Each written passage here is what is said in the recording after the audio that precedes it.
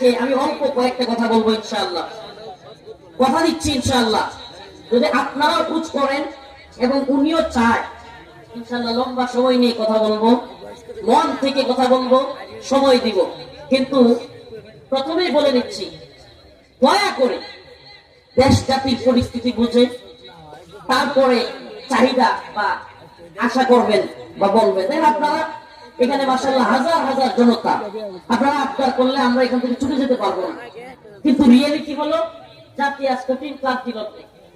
এই জন্য যারা পরিচিত মুখ তাদের উচিত বর্তমানে জাতির নেতৃত্বের জায়গায় চলে আসা এবং স্বতঃস্ফূর্ত ভাবে আমাদের প্রিয় ভাই উসমান হাদির বিচার চাওয়া, সর্বোচ্চ ভাবে প্রতিহত করা। কেন?